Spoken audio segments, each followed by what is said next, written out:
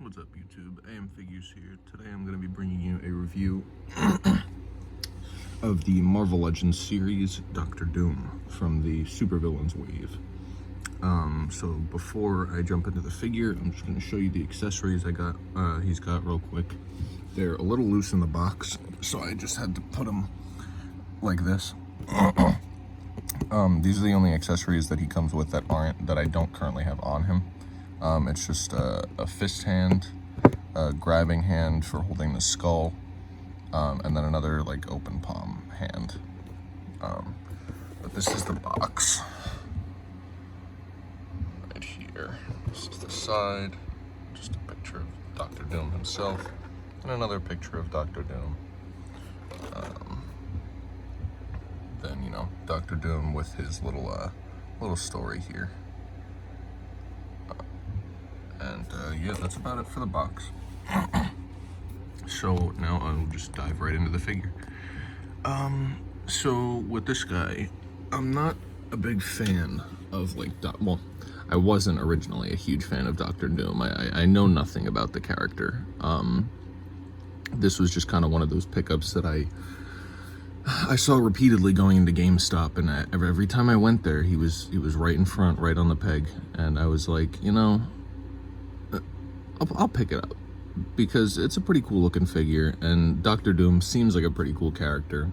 So I want to learn more about him. So at some point, I'm gonna start reading like his backstories and stuff, and some comics on him. But yeah, so that's, you know, where this guy came from. It was just kind of a random pickup that I kept seeing at the same store, and I was like, you know, maybe it's a sign.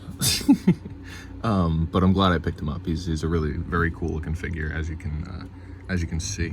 I apologize for the camera quality. I'm not sure why it looks all like smeared like that. Hang on, let me try something to have done the trick.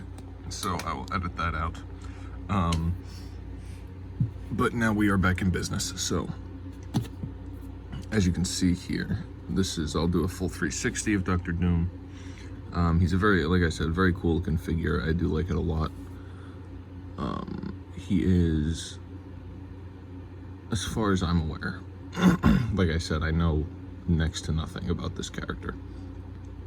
So as far as I'm aware, he is the main villain of the Fantastic Four. I'm pretty sure, at least first. I'm sure he's caused issues for all the superhero families in the Marvel Universe, but the Fantastic Four is his, I guess, main, opposition. But yeah, so that was a 360. He looks very nice. I like the way that they did the cape and the hood. The hood is not attached to the cloak. It's just kind of wrapped around his head, and it fits very nicely. I think it's actually stuck to the top of his head. But that's what it seems like. But I think they did very well with that, because it doesn't really hinder articulation that much. Like, you can still tilt his head around, can move it up, down if it'll fit, down. That's the only thing. It's fitting like the corners of the hood, but in this little hole here. But it's not really an issue. As you can see, I fixed it pretty easily. You just gotta sneak it in there. So yeah, these are the other two accessories that he comes with. This skull here, which the mouth opens and closes. So that's a pretty cool little feature. And his little pistol here that goes right in his holster. The one thing I was upset about is they didn't have a skull holding hand for his left arm. It only fits on this side, because, you know, it's his right hand. So with that you can only either hold the pistol or the skull. So I did a little, you know, makeshift fiddling with this hand to kind of jam it into the skull. So now he's holding both. But yeah, so that is that for all his accessories. I think the white came out very nice, I will say. Because for a lot of figures that Hasbro does, with the whites, they come out looking a little more yellowish. The main example being the Storm Shadow figures that they've released. I don't have that big of a problem with it, but I know a lot of people don't like how it's the coloration comes out looking a bit more yellow than it does white. And I understand it is a little frustrating because, you know, they're supposed to be white, so why do they look yellow? But they did well with this figure. It's very clearly white, and it's there's no yellowing that I can see. So I think it's done very well. So we'll jump into articulation. So his shoulder comes up about that high. I think it's, yeah, there we go. I know it was supposed to go further. So I'd say probably about that high for his shoulder. And then he does have a bicep swivel, so that's always nice. His joints are a little tight. I haven't done a ton of posing with this guy. So his joints are still a little tight. But that's that, and he has a hinge joint. It's been a little while since I've done reviews in depth like this. So I'm kind of forgetting all the names of the joints, but he does have, I'm pretty sure it's called a hinge on the wrist here for holding the gun. So that's nice.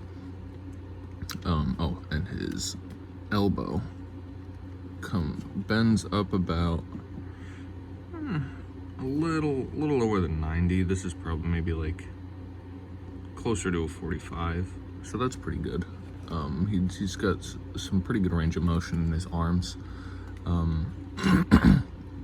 The cloak doesn't really hinder that very much because it's a soft plastic, so unfortunately you can't, like, you know, pose it around, but it's easy to keep out of the way when you're trying to pose him.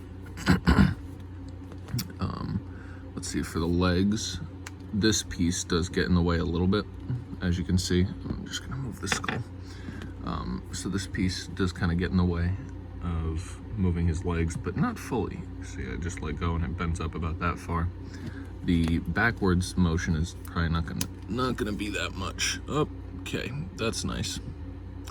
Well, just found the first QC issue that I have ever really experienced with a Marvel Legends. I tried to bend his leg back, and the crotch piece has snapped off, breaking the legs. So that is now something I'm going to warn you about. I'm going to fix it myself. I'll probably just super glue it in and call it a day. But that is very upsetting. I have seen some issues actually with this guy breaking a lot here. So if this was going to happen, I'm glad it happened during the review. So I will continue the review to the best of my abilities, but this is something to watch out for. So like I said, I'm not the only one that I've seen have this happen. I've seen a couple other people on some of the Facebook groups I'm in. They've had the same exact piece right here snap right off. So that is something to look out for. So I guess it'll actually be a little easier now to show you the leg articulation. So I'll just show you how his knees bend. They bend up about that far, which is pretty decent. His ankles come straight down, you know, bend straight out, and bend up about that far, so that's pretty good. And there is an ankle pivot, which is always nice. This is very depressing, because I thought it was a great figure. You know, I didn't have any issues. I saw the people were having an issue with it online. I was like, no, you know, I got a good one. Evidently I was wrong. But like I said, I'm just gonna pop some super glue in there and call it a day, because I don't really need many crazy poses out of him. So if it sticks his legs together, it sticks his legs together. It's whatever. But yeah, so that's that for his leg articulation. And now I'll do his abs, the little waist joint. He doesn't have an ab crunch here, which would have been nice, but like I said, I don't know much about Dr. Doom, so I don't really know if he gets into crazy poses in the comics. I don't plan on posing him all crazy, so I'm okay with them not having an ab crunch here. But there is also a waist joint that makes up for it a little bit. Not really that much, though.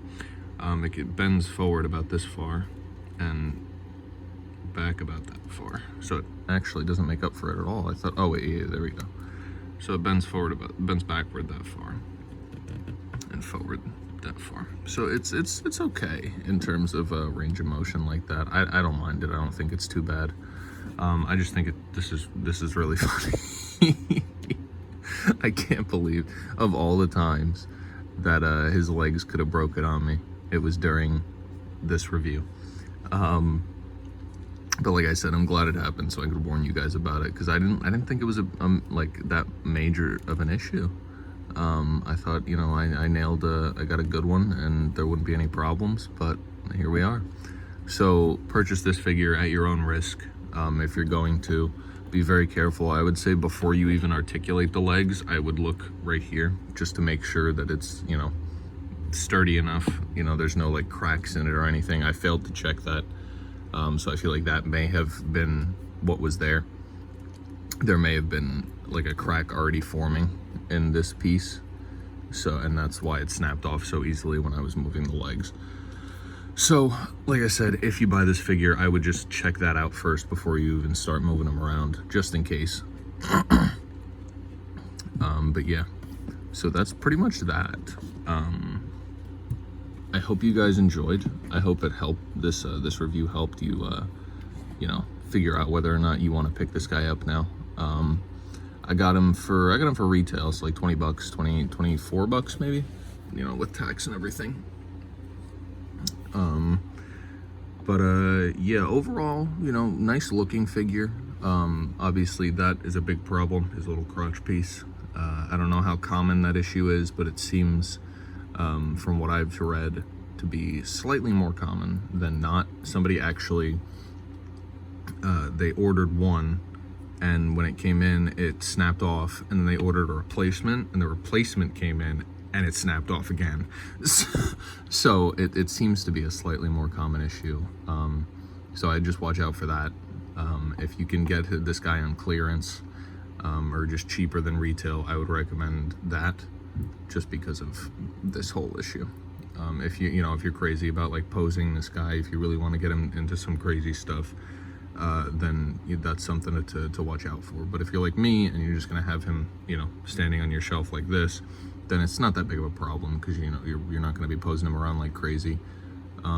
So even if that piece does happen to break off, as you can see, he still stands perfectly fine without it. So that is going to be it for this review, guys. I hope you enjoyed. And for the next couple reviews, I will be reviewing my event exclusive Dragon Ball figures that I picked up. The only one I didn't get was Whis, because I don't need another Whis. I wanted another Beerus so I could have him set up fighting God Goku, but I'll get into that in those reviews. So look forward to those. I'll have those out maybe, I'm actually not sure. I'll probably get them recorded either today or tomorrow. And then they'll be out within the coming weeks. I haven't really decided on an upload schedule yet. Maybe I'll do like one or two videos a week, or I'll try to at least. So yeah, you can look forward to those coming out. But other than that, I hope you guys enjoyed. And you know, if you did, feel free to leave a like, leave a comment. If you didn't, feel free to leave a dislike. And but I only ask, if you do dislike the video, please let me know why you didn't like it.